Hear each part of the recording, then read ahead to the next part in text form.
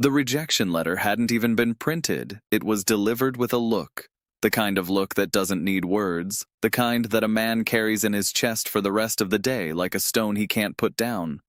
Marcus Hale had seen that look before, in the eyes of 3 other interviewers at 3 other companies over the past 4 months. But somehow, standing in the gleaming lobby of Ardent Capital Group with his 7-year-old daughter Piper's small hand wrapped around his fingers, this one felt different. This one felt final. If you believe in kindness, second chances, and the quiet dignity of a person who never gives up, please like this video, leave a comment telling us where in the world you're watching from, share this story with someone who needs to hear it today, and subscribe to this channel so you never miss a story that moves you. Now let's get into it. Marcus had not planned to bring Piper to the interview. He had planned everything meticulously, the way a single father always does, with backup plans for his backup plans.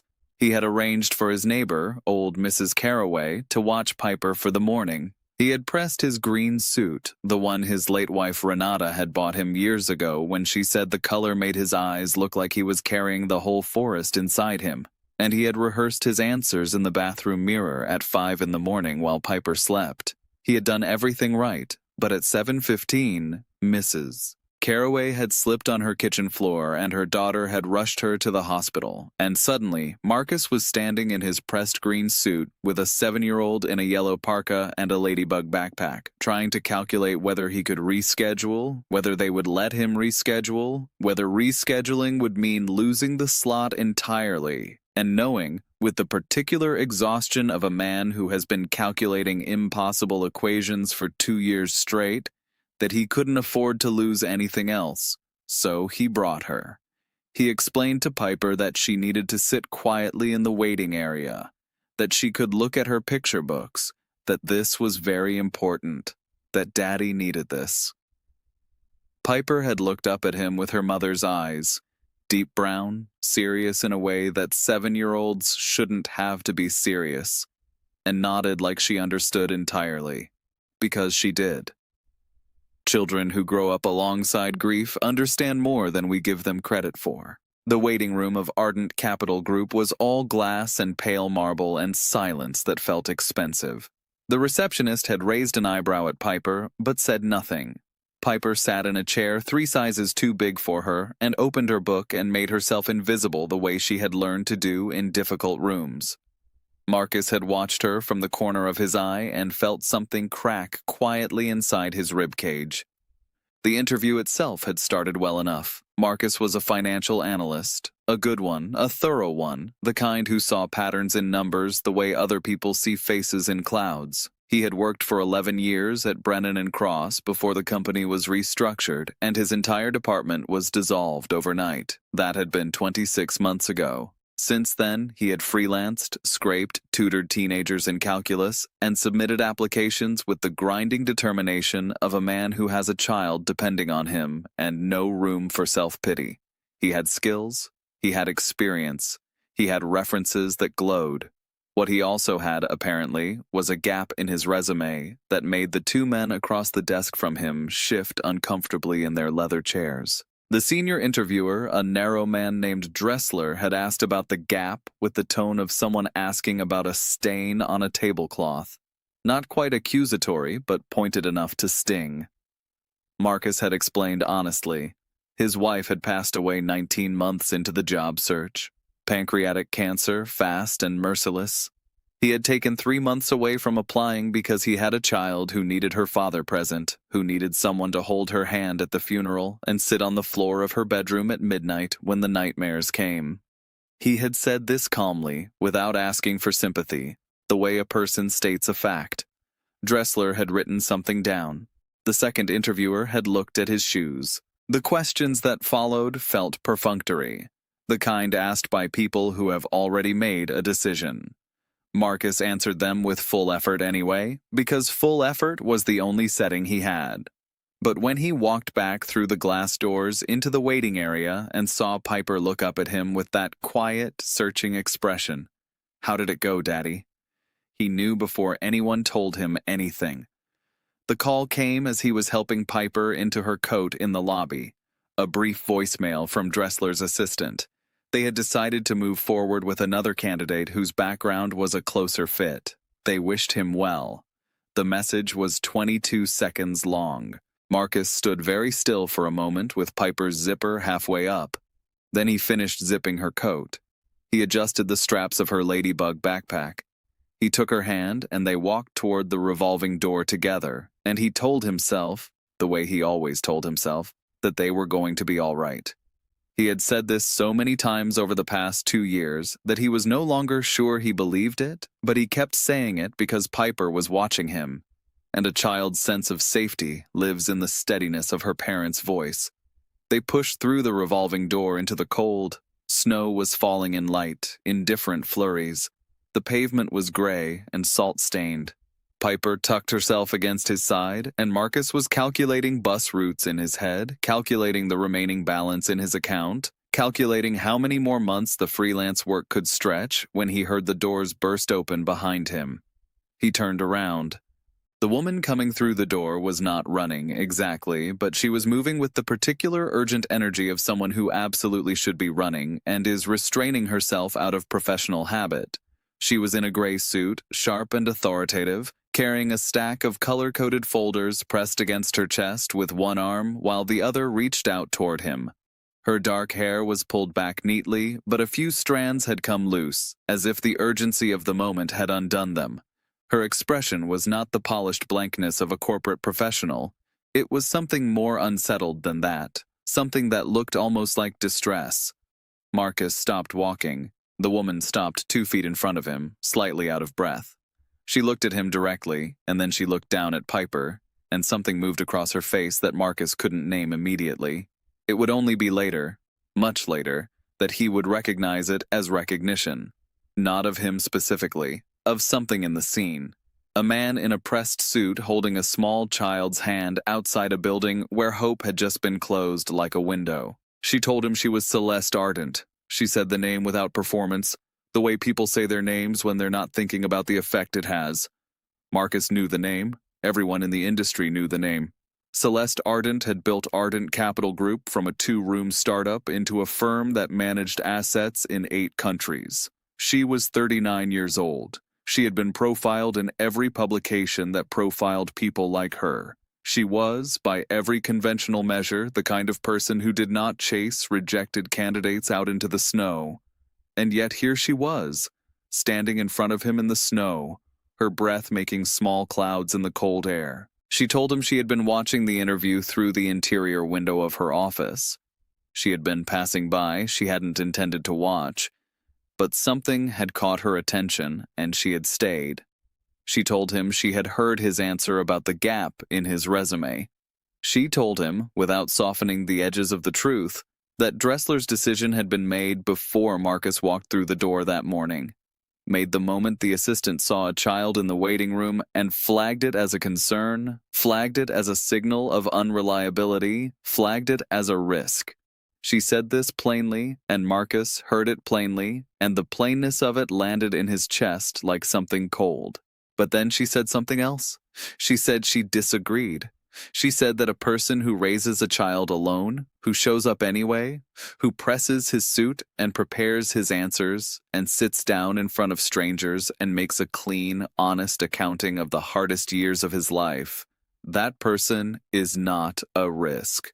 That person, she said, understands something about resilience that cannot be taught in any business school or proven in any aptitude test. Marcus looked at her for a long moment. He wasn't sure what he was supposed to say. Years of disappointment had made him careful with hope the way you're careful with a glass that's already cracked. Piper, who had been watching this exchange with her characteristic seriousness, chose this moment to ask Celeste if she worked in the big glass building. Celeste looked down at her and said yes, she did. Piper considered this and then said that the chairs in the waiting room were too big. Celeste looked at the chairs visible through the glass lobby doors and said that Piper was right and that she would look into getting better ones.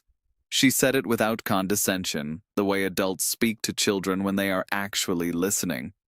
Something shifted in Marcus's face. The careful guardedness that had settled over his features loosened, just slightly. Celeste told him she wanted him to come back in, not for another interview.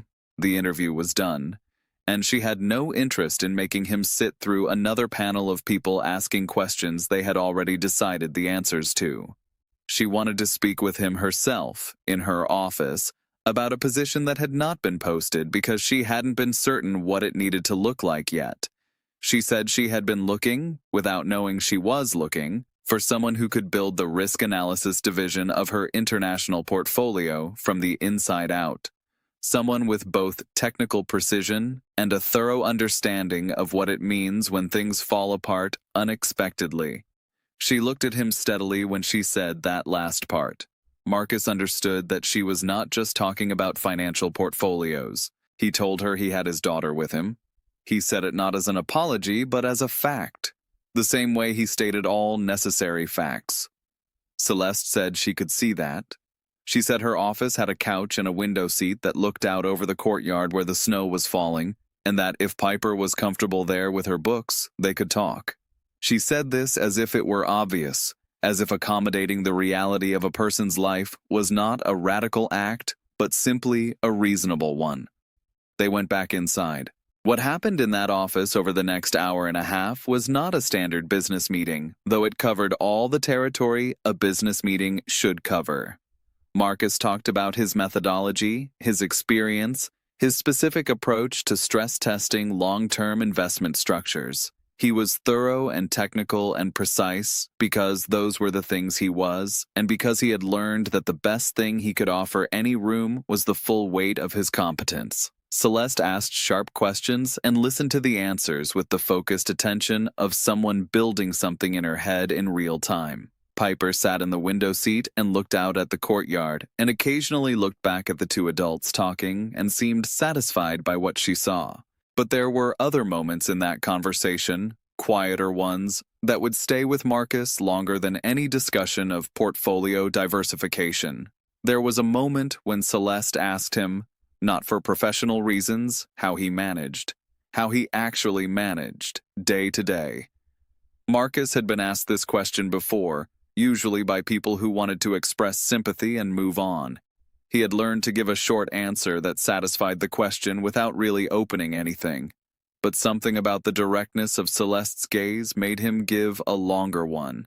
He told her about the mornings, how he made Piper's lunch before the sun came up so he could sit with her while she ate, how he worked during her school hours and again after she went to sleep, how he had learned to find efficiency in every corner of his day because there were no corners to waste. He told her about the particular discipline of grief, how losing someone teaches you what actually matters with a precision that nothing else achieves. Celeste was quiet for a moment after he said this. Then she told him something Marcus had not expected to hear. She told him that her own father had raised her alone after her mother left when she was 5, that he had worked 2 jobs and shown up at every school play in clothes that weren't quite right for the occasion, but were always clean and always pressed because he believed that showing up with dignity mattered. She said she had built this company in some underground layer of her motivations for him, to prove that what he gave her, that daily, unglamorous, relentless showing up, was enough, that it was more than enough. Marcus looked at her, and she looked at him, and there was in that moment a kind of recognition between two people who have both been shaped by the specific gravity of love that doesn't get enough credit. She offered him the position, Senior Director of Risk Architecture, with a compensation package that would not just stabilize Marcus's life, but genuinely change it.